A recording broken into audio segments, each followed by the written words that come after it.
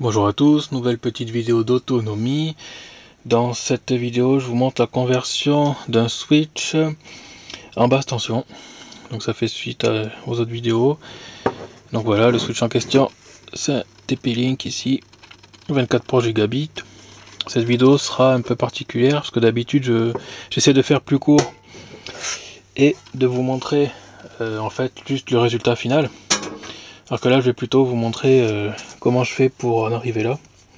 Donc la vidéo sera un peu plus longue, bon moi je vous montre étape par étape pour la conversion. Donc là dans ce modèle, c'est dans ce genre d'appareil, de toute façon même tout ce qui est multimédia ou avec les alimentations intégrées, normalement l'alimentation est assez séparée, donc assez visible. Donc là on le voit du premier coup d'œil, hein, de toute façon la prise d'alimentation est derrière, ici, qui est reliée à l'alimentation là, et qui sort de la basse tension pour alimenter ensuite toute la partie switch en elle-même. Voilà. Donc en comparaison, ici j'ai une alimentation, ça vient du vidéoprojecteur. Là c'est pareil, hein. C'est aussi un bloc pareil qui est à part. Et voilà, l'avantage c'est qu'on peut voir directement les signaux. Parce qu'ils ont marqué, ils ont écrit sur le PCB les signaux qui sont là. Donc on a les tensions, sauf pour le LED. La partie LED là où il faut mesurer. Mais bon. Donc là pour cet appareil là, on n'a pas les tensions qui sont écrites. Donc il va falloir mesurer, on n'a pas trop le choix. Déjà on peut avoir un premier aperçu en regardant la valeur des condensateurs de sortie qui sont là. C'est du 25 volts, alors je sais pas si on voit bien. C'est juste un premier jet ça en fait pour connaître à peu près la plage de tension maximale quoi qu'on a. Donc 25 volts, s'ils mettent des condos 25 volts, on peut imaginer que c'est pas du 5 volts parce que ça fait trop de différence, il y a des condos 16 volts, voire des condos 10 volts qui reviendraient moins cher à construire. Qui irait très bien pour du 5 volts. Là, si on a 25, on tourne plutôt autour de 12, quoi. Généralement, on a des valeurs standards qui sont 5, 12, 3,3. Et là, avec du 25 volts en sortie, en condensateur, ça veut dire que la tension est en dessous, mais qu'on n'est pas à 3 volts 3, quoi. Ils vont pas faire une erreur de fabrication, surtout cette marque-là. Ça coûte plus cher, forcément, de monter en tension, donc c'est pas avantageux pour eux. Donc on peut imaginer que c'est autour de 12. Donc ça c'est juste quand on regarde au premier abord. Et là pour être sûr, vu que c'est pas marqué, ben on va mesurer. Donc je vais brancher ça. Donc là j'ai été chercher un multimètre et brancher le câble d'alimentation pour pouvoir mettre sous tension et mesurer cette tension. Donc déjà vérifier en premier lieu qu'on est bien branché en volts. Parce que ça arrive de faire une mesure en courant et ensuite on fait une mesure de tension en oubliant de changer, du coup ça crame. Bon voilà, c'est des petits accidents qui arrivent comme ça, c'est pas très grave. Bon ben l'appareil en plus coûte pas très cher donc c'est pas une grosse perte, mais bon voilà, sur le coup ça fait toujours un peu râler. Je vais débrancher le ventilateur de refroidissement parce que ça fait du bordel et puis là vu qu'il est tout ouvert, qu'on va pas s'en servir en charge, voilà, c'est juste pour mesurer comme ça l'alimentation, donc il n'y a pas de... Voilà. Bien sûr faites attention, quand on branche cette partie est sous secteur, au moins jusqu'à l'isolation galvanique ici, donc là il y a danger de mort, hein. Donc ne touchez pas cette partie. On reconnaît parce qu'on a le transfo ici avec le condensateur, l'optocoupleur ici, généralement en dessous ce sera découpé, je vous montrerai ensuite tout à l'heure. Donc normalement cette partie ici est mortelle, contrairement à celle-là où c'est la basse tension, où là on ne devrait pas avoir de problème. Mais dans tous les cas, vous n'amusez pas de toucher à partir du moment où c'est branché, sous tension. Même si vous n'êtes débranché, ne touchez pas non plus parce que le condensateur reste chargé, donc il y a un risque, voilà, d'électrocution. Donc je vais brancher l'alimentation. Et ensuite on va mesurer. Donc généralement le moins hein, c'est le noir, voire le bleu. S'il y a un rouge, ça dépend de comment c'est fait. Donc on vérifie toujours tension ici, en multimètre là. Tension continue et on a 12 volts 5, voilà. 12,05, bon c'est logique parce que de toute façon ça fait partie des... C'est une tension classique, hein. Après généralement il y a d'autres pavés pour donner tension parce que les puces ne travaillent pas forcément avec cette tension là. Généralement on a des convertisseurs de tension qui alimentent ensuite les processeurs, tout ça quoi, en tension plus basse. Donc là déjà on a du 12 volts, donc on peut débrancher l'alimentation, on peut débrancher ça. Et voilà, donc on va pouvoir démonter cette alimentation là. Normalement il faut décharger le condensateur, là c'est pas accessible, donc quand on démonte il faut faire très attention, et je vais en tirant en me servant de ce fil là. Moi je vais le faire sur la vidéo, même si je voulais pas vous le montrer. Je vais chercher un tournevis. Voilà, donc j'ai récupéré un petit tournevis qui est à moitié isolé. Bon, c'est un machin chinois pas cher, comme d'habitude.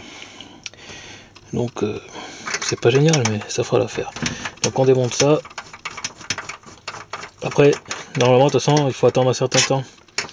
Vous attendez quelques minutes avant de démonter pour laisser les condensateurs se décharger. Mais bon, normalement il y a des résistances de décharge pour éviter. Bon, ce genre de tournevis c'est vraiment pourri de toute façon, à ne pas utiliser en fonctionnement.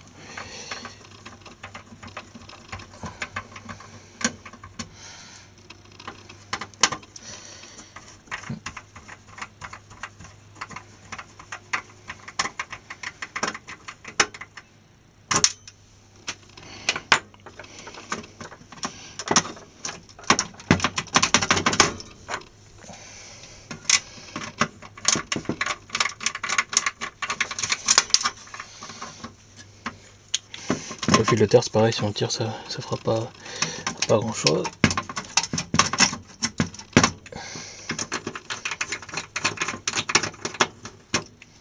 Normalement ces vis de toute façon elles sont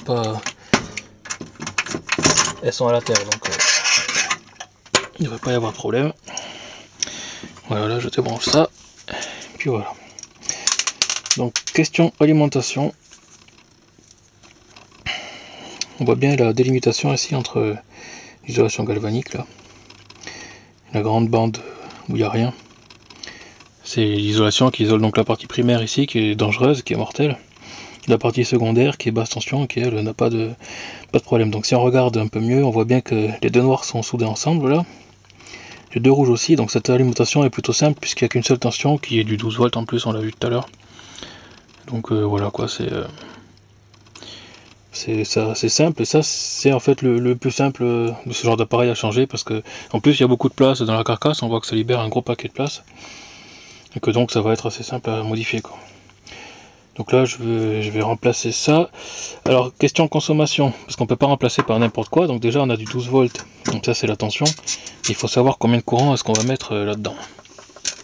Alors pour ça, soit on fait une mesure une fois que c'est tout en charge et tout ça, mais il faudrait brancher toutes les prises réseau, mettre un wattmètre, bon c'est pas super pratique.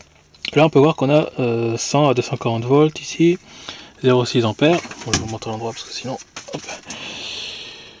Voilà, donc on a une première info de conso ici, 0,6 ampères, et ici on a la même, ici, 0,6 ampères. Je sais pas si on voit bien. Alors normalement ce genre d'alimentation donc accepte entre 100 et 240 volts alternatifs en entrée, et généralement ce qui est marqué c'est la consommation moyenne voire maximale, en sachant que si on monte en tension la consommation va diminuer. Donc si c'est la consommation maximale qui est indiquée là, c'est pour du 100 volts, donc 100 volts par 0,6, on peut imaginer que c'est une soixantaine de watts à peu près que ça consomme au maximum. Donc quand c'est toutes les prises réseau, quand le fond de panier débite à fond quoi. Quand on a que quelques prises, ça ne doit pas consommer grand chose. Donc on part sur une soixantaine de watts qu'il faut prévoir comme alimentation. Ici j'en ai une, donc c'est du 15-40 volts en entrée avec sortie 12 volts 30 ampères, 360 watts, donc c'est largement suffisant, même on dépasse largement, hein. Mais de toute façon j'ai ça sous la main, puis question prix ça coûte pas tellement cher. Ce genre de modules sont très pratiques. Par contre il faut faire attention parce qu'il y en a qui sont de mauvaise qualité. J'en ai déjà cramé deux qui ont des sorties 19 volts, et en fait donc j'ai démonté, il y en a un, les condensateurs c'est du 16 volts en sortie alors qu'elle sort en 19 volts, donc c'est très mal conçu. Bon, c'est pratique parce qu'en fait ça dissipe bien les calories, mais à l'intérieur on sait pas trop ce qu'il y a. Donc voilà, là si la tension FX c'est plutôt pas mal, mais on sait pas exactement comment c'est conçu. Après il y a d'autres choses, ce genre d'alimentation là, bon j'en ai déjà montré dans d'autres vidéos. Ça c'est du step down, donc ça diminue la tension de sortie par rapport à celle d'entrée. L'avantage c'est qu'on peut voir déjà les condensateurs, voir s'ils sont bien dimensionnés, s'il n'y a pas de soucis. Là on a 35 volts par exemple ici, et ça c'est l'entrée. Donc faut pas dépasser les 35 voire les 30 volts en entrée quoi, donc c'est un peu limite. parce que des fois quand on passe pour un système de batterie comme chez nous, on a 28 volts 8 en absorption, on peut monter à 30 volts voire plus si c'est pour l'égalisation, et donc du coup 35 volts du coup c'est un peu limite. En plus ils sont branchés en parallèle. Si c'était branché en série, ça doublerait la tension en divisant la capacité, mais là c'est en parallèle, donc de toute façon en classique normalement c'est ça. Et 35 volts en sortie, bon mais ça c'est bon. Par contre là le 35 en entrée c'est un peu limite. Voilà, après il y a d'autres alimentations, hein, ce genre là. Ça c'est du 5 volts 10 ampères en sortie. Voilà, parce que c'est des valeurs courantes. On a celle-ci, bon j'en ai déjà montré de toute façon dans d'autres vidéos, hein. Ça c'est du 3 volts 3. C'est pareil, c'est des valeurs normalisées, on va dire, qui sont utilisées le plus couramment. Et là, c'est ajustable, celui-là est ajustable. Hop. Donc 3 volts 3 à 24 en sortie, voilà. Et 8 à 40 en entrée. 3 ampères maximum par contre, donc c'est un peu limité en puissance. Ça ira pas pour cette application, mais c'est pas grave, c'est pour d'autres systèmes. Voilà, là pour le coup, je vais utiliser celui-là. Bon, moi je suis sûr que ça devrait pas chauffer, puisqu'il est largement surdimensionné. Donc voilà, je vais juste fixer quelques trous là, et puis mettre là en base. Donc nous on utilise du Spicone, je trouve que c'est pratique. Il y a 4 contacts en plus, même si on s'en sert que de 3. Pour le moment, après on verra. Donc il va falloir que je perce là le boîtier pour mettre ça. Donc, ici bien sûr, ça va pas aller. La lumière est trop grande. C'est un peu limite. Moi ça tiendra pas comme ça. Donc je vais devoir percer à côté. Bon c'est pas grave, donc je vais percer ça. Et puis voilà, peut-être sortir la plaque électronique quand je vais percer pour éviter les copeaux. Ouais, je vais dévisser ça, puis percer ça. Donc voici l'installation terminée. Donc ici on a la prise Spicone, le convertisseur ici qui alimente la carte mère. Voilà, donc je ne l'ai pas précisé, mais avant de monter les convertisseurs, vérifiez toujours quand même que la tension de sortie correspond bien avec celle de l'ancienne alimentation, pour pas être trop éloigné, quoi. Alors, il y a une petite marge toujours, mais il faut faire attention quand même de pas trop s'éloigner. Parce que certains convertisseurs chinois dérivent assez de la tension qu'il faut, donc voilà. Bon, d'un point de vue mécanique, c'est super simple, hein, c'est fixé à la barre en dessous comme ça. Et puis la prise incrustée là, quoi. Donc pour les nuls de la mécanique comme moi, des collègues m'avaient parlé de ça, et du coup c'est super pratique, c'est des fours à étager, c'est ce qui me permet en fait de faire les trous pour ça, quoi. Moi je connaissais pas et ils m'ont montré ça, du coup je m'en suis commandé, c'est super pratique. Donc il y a plusieurs tailles, je sais pas si on voit bien. Voilà, bien sûr une fraise pourrait bavurer si pour faire des trous un peu plus corrects, quoi. Donc voilà, ça c'est si jamais vous voulez de quoi faire ces trous là. C'est assez simple avec ce système, donc je vais vous montrer ensuite le fonctionnement. Donc là j'ai pris une petite alim, c'était un chargeur, une alim de chargeur. C'est indiqué pour 23 volts continu, 400 mAh. Je lui ai mis une petite prise UXT60. Parce que je m'en sers pour le modélisme, c'est super pratique, avec un petit wattmètre tout simple, hein, tension, courant, voilà, 0,60 volts en entrée, 0 à 100 A en sortie. Bon, là il n'y aura pas 100 A, c'est sûr. Et puis du Spicone ici pour brancher derrière, pour vous montrer.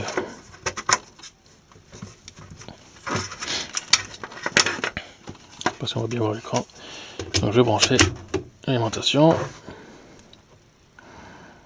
Donc la source de tension est pas super stable, parce que c'est un transfo, je pense que c'est pour un chargeur de batterie là, les ONI-MH, et ouais, c'est un truc pourri, quoi. Donc c'est premier prix.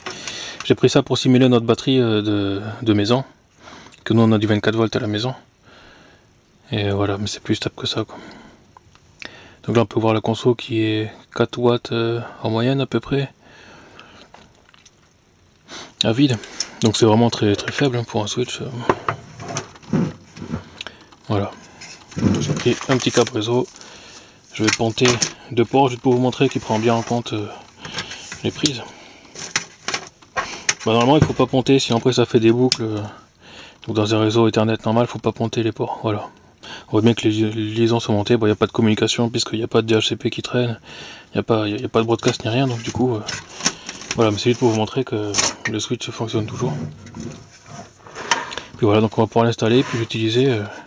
Parce qu'on peut voir qu'on est qu'à 4 watts de consommation à vide. Donc c'est vraiment très très faible.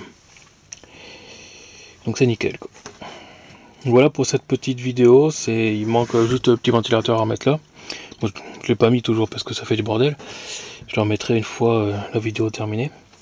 Donc c'était pour vous montrer comment est-ce que les décisions que je prenais en fait pour changer les alimentations là, pour remplacer tout ce qui est alimentation alternative, ce genre là ou ça quoi, dans les systèmes multimédia entre autres, enfin principalement parce que c'est surtout ça.